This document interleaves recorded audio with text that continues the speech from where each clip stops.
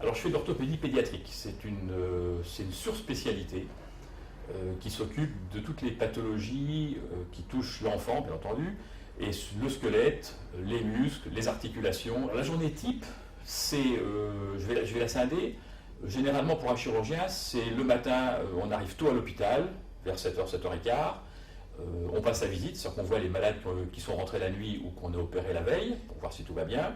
On voit les patients qui sont rentrés le matin pour être opérés, répondre aux dernières questions de la famille. Puis on va au bloc opératoire de 8h, 8h15 jusqu'à midi, 2h, ça dépend des équipes, pour opérer. Voilà, c'est le rituel du lavage des mains pour enlever tous les microbes. On va frotter avec un savon pendant 3-4 minutes avec une brosse pour enlever les saletés sous les ongles. Et puis ensuite, on va enlever le savon et on va mettre un produit antiseptique sur la peau avant de mettre la blouse et les gants. Ensuite, une fois qu'on a fini d'opérer, on va en consultation.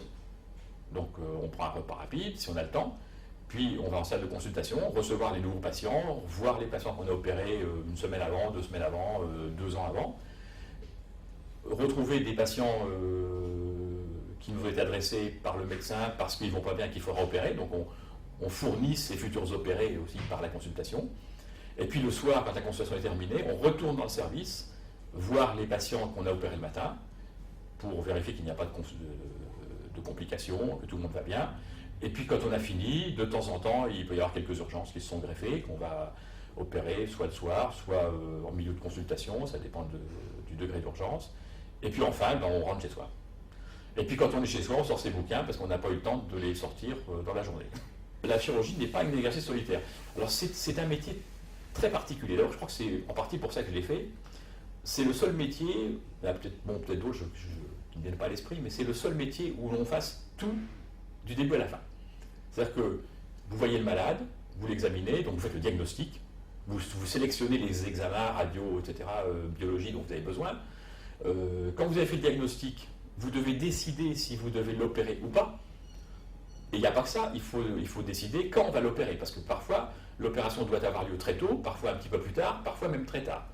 Donc quand je sais ce qu'il a, que j'ai décidé s'il va l'opérer, il faut ensuite que je décide quel type d'opération je vais faire, parce que pour un type d'affection, il y a plusieurs opérations. Ensuite, je vais choisir le matériel que j'utilise, et on a avec les progrès, on a une quantité phénoménale de matériel différent. Et après, une fois que tout cela est fait, c'est moi qui fais. Donc j'ai élaboré une tactique, et ensuite il faut que je fasse techniquement ce que j'ai décidé. Il faut que ce soit bien fait, bien entendu. Donc ça nécessite beaucoup de connaissances pour savoir la masse des maladies, des pathologies qui peuvent intervenir dans ma spécialité. Il faut une grosse expérience. Ça, c'est pas dans les livres que ça s'acquiert, c'est au CHU, en formation, quand on est interne, quand on est chef de clinique, en allant à l'extérieur, dans sa pratique personnelle. Et puis après les connaissances et l'expérience, il faut une habileté technique. Il faut être adroit, il faut savoir réaliser. Et puis après, il faut savoir gérer les suites.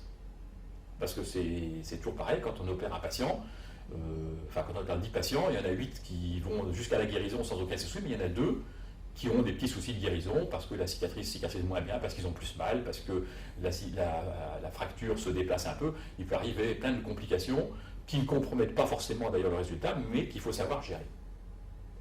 Alors, tout ça, j'ai l'impression d'être tout seul, puisque je fais tout, mais en fait, je suis tout seul au sein d'une équipe. C'est-à-dire que si on m'enlève les infirmières, les gens qui s'occupent du bloc opératoire, je n'existe plus. Donc il faut avoir une équipe qui est une équipe d'infirmières et d'aides-soignantes dans le service qui s'occupe des enfants qui sont hospitalisés. Il faut la former, il faut leur apprendre les bases, parce que maintenant je m'en occupe plus, elles savent très bien ce qu'elles ont à faire, je n'ai pas besoin d'aller leur expliquer. Et puis j'ai l'équipe qui est au bloc opératoire, qui sait où sont les instruments, quels instruments j'utilise, quand me les donner. Et là c'est pareil, c'est une équipe qu'il faut former, et si je ne l'ai pas, je ne peux pas travailler.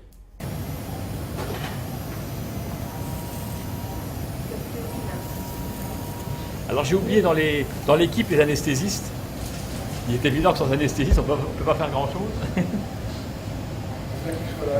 Voilà. Et que c'est grâce à eux que ça ne saigne pas. Vous voyez, quand on a incisé, ça saigne très peu. chirurgiens n'ont pas de vie de famille ou peu.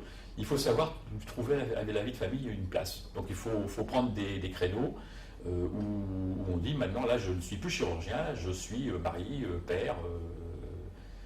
Il faut savoir un petit peu oublier la chirurgie. C'est difficile, parce qu'on a un métier qui est très prenant et on est quand même au service des gens, mais je crois que c'est important de pouvoir scinder les deux.